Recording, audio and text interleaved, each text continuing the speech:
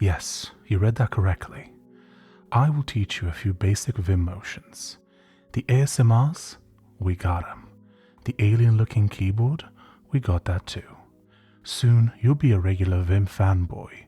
And hey, with your newly found skills, who knows? You might even finally get a girlfriend.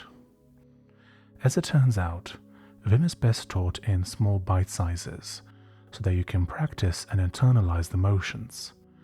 Many Vim tutorials seem to assume knowledge, but we'll start with the complete basics and work our way up. Notice how earlier I said the words motions. That's assumed knowledge. I made the assumption that you know what those are, thus creating confusion if you do not. Vim motions are a special type of shortcut that allows you to do things far more quickly and efficiently compared to how most people write and edit text. These first tips help you type and navigate. Bear in mind that there are more advanced and faster ways to do the things that I will teach you today. However, the goal is not to try to make you a master within one short video. No, the goal is to give you just enough information to start with, so that I may spark your curiosity. This way, I can milk you for views and ad revenue over a longer period of time. Speaking of milking views, if you ever find that you need a refresher, you can either come back to this video, or you can check out the written version of this video on my GitHub. So, let's begin. The first thing you'll want to do is to open your terminal and type Vim, or NeoVim if you have it. Vim comes pre-installed on macOS and Linux. What? You're on Windows? I'm sorry to hear that. Anyway, the first thing you might notice is that if you try to type, nothing shows up. How do you even close this thing? Now, before you quit your terminal so you can escape, take a deep breath. Yeah, that's it. Deep breaths. We'll take it one step at a time. So it turns out that Vim has something called modes. The one in which you are right now is called the normal mode. Imagine that Vim is holding down the control or command key for you. It's a bit like that. When you press a key, like I for example, it interprets it as a command, not a letter. Try it. Try typing I and see what happens. Unless you mess that up, you should now see Insert at the bottom of your screen. Congratulations, you are now in Insert mode, which is where you can actually type. Let's type out a completely sane sentence, such as this. Monster Energy drink is a perfectly acceptable breakfast option. I think that's fair. There, we've written something. Now here comes the fun part. Go ahead and hit the escape button. I'll wait. Done? Okay. Now we're back in normal mode. Remember how I said that in this mode your keys are treated more like shortcuts? Here's a very useful one. B. If I press B a few times, see what happens?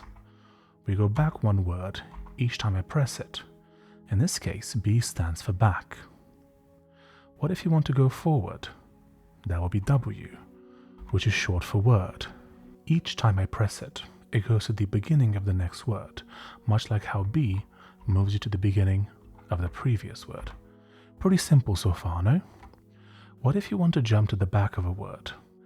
I've misspelled this word on purpose by adding an S at the end. So moving to the back of the word sounds pretty useful now. The way in which you can achieve that is by pressing E. This will take you to the end of the next word. Once there, I can press I and remove the extra letter. Bear in mind that there are various ways to do this in Vim, and this is not the most efficient. However, it's the simplest one to learn. Over time, you'll pick up new methods and abandon older ones, as you figure out what works best for your workflow. But in the meantime, we'll stick with this motion. Before we move on to a super exciting feature of Vim, I should mention that if you want to jump to the end of the previous word instead of the next one, you can use GE. I personally don't use this motion a lot, but it does exist. Now, here's the cool feature that I promised you earlier. Let's hit B a few times so that we go back to the start of our sentence. What if we want to go back to the word acceptable? Well, we'd have to hit W 7 times. That is not ideal. There is in fact a better way. Many Vim motions allow you to specify a number at the start. So if we go back to the start of the sentence and type 6W, the cursor jumps 6 words forward. If we want to go back, we can type 6B and we jump 6 words back. However, what if there is an even bigger brained way to do this? Let's add one more sentence at the end of the current one. Red Bull, as it turns out, is also perfectly reasonable. Now, if we do 22B, we'll land at the start of our first sentence. Here's why we added this extra sentence, the F key. The F key in Vim stands for find, and it will jump to the first instance of whatever character you type after it. What if we want to jump to the first period? We type F period. What if we want to jump to the next period? Well, you could type F period once more, and it would work, but you can also do semicolon. That will jump to the next instance of whatever character you searched for. If you want to go back to the previous instance, you type comma, and it will take you back. Speaking of commas, does F work with those too? Yes, it does. In fact, I use F comma in my writing all the time, as I tend to add a few too many commas, and this is an easy way to jump to them and remove them. Just like with F period, semicolon and comma allow you to navigate back and forth. The F motion can also be used with letters, numbers, and other symbols, including spaces. I personally use F mostly for symbols, as there is a better way to search for words, but we'll learn that in a future video in the series, as I don't want to overload you with information. We're nearly done actually, just a few more things to cover in this video. What if I decide that Red Bull is not an acceptable form of breakfast? Then you hit U to undo. What about navigating around? Am I bound to W and B and the like? Or can I use the arrow keys? You can, yes.